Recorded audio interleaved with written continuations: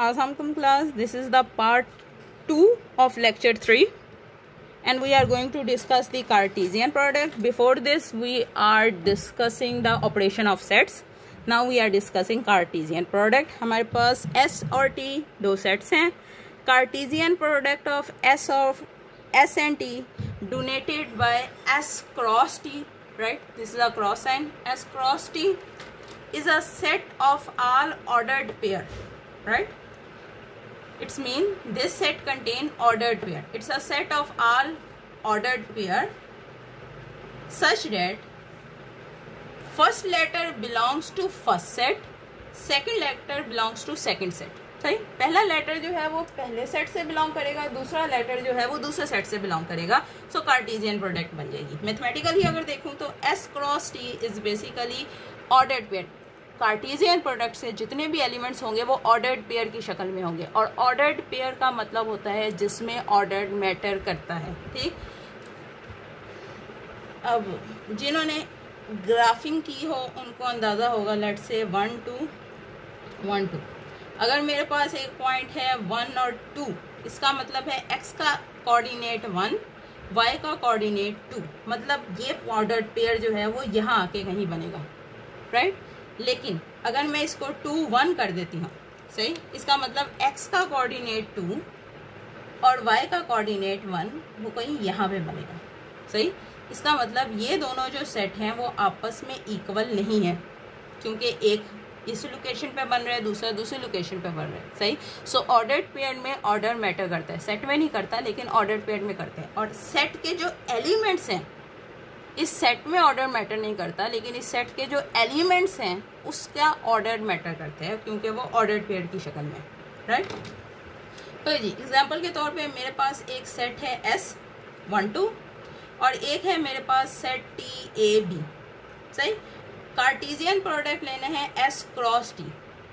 तरीका क्या है, हमारे पास एक मैंने एलिमेंट S का लिया, ठीक, और उसके साथ एक दूसरा एलिमेंट S T लेना था ना. एक S का एलिमेंट आ गया 1, दूसरा T का एलिमेंट, एक दफ़ा A, एक दफ़ा B, एक दफ़ा C.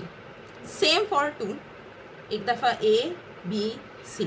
ये हमारे पास कार्टेशियन प्रोडक्ट का सेट बन गया है ऑफ S एंड T.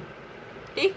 इसी तरह से अगर मैं ऑर्डर रिवर्स कर देती हूँ, मतलब T क्रॉस S लेती हूँ, सो अब पहला एलिमेंट T से बिलोंग करेगा, दूसरा एलिमेंट S से बिलोंग करेगा. और ये एग्जाम्पल क्या है, इन एग्जाम्पल से क्लियरली समझ आ रहा है कि ये दोनों S क्रॉस T और T क्रॉस S जो होते हैं वो आपस में बराबर नहीं होते, राइट. यह प्रॉपर्टी आगे भी लिखी हुई है. ठीक.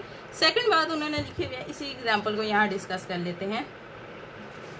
अगर जी इस सेट में हमारे पास S की कार्डिनलिटी है 2.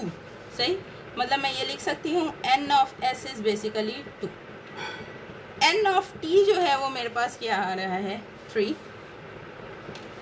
कार्डिनलिटी चेक करनी है. हम लोगों ने लास्ट टाइम डिस्कस किया था कार्डिनलिटी में कि हम लोग इसे n ऑफ लिख के भी लिख सकते हैं या बार लगा के भी लिख सकते हैं. दोनों केस में कार्डिनलिटी की ही डेफिनेशन रहेगी.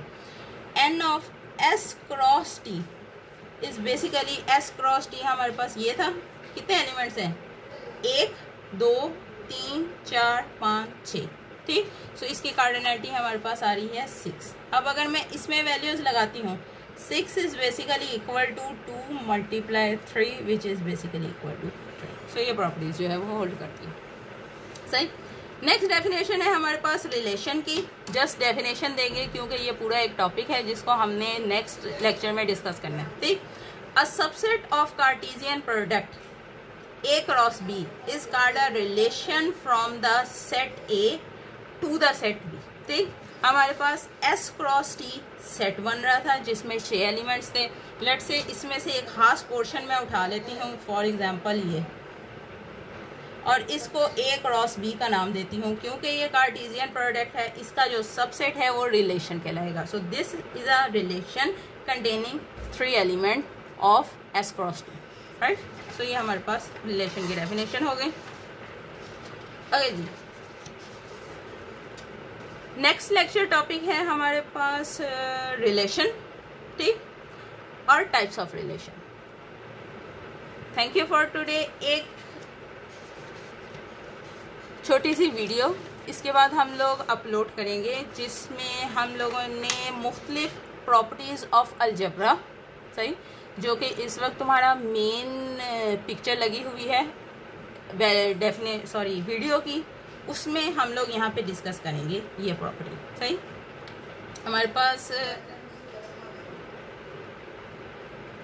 डिस्ट्रीब्यूटिव लॉ का प्रॉपर्टी है A intersection B union C which is equal to A intersection B union A intersection C।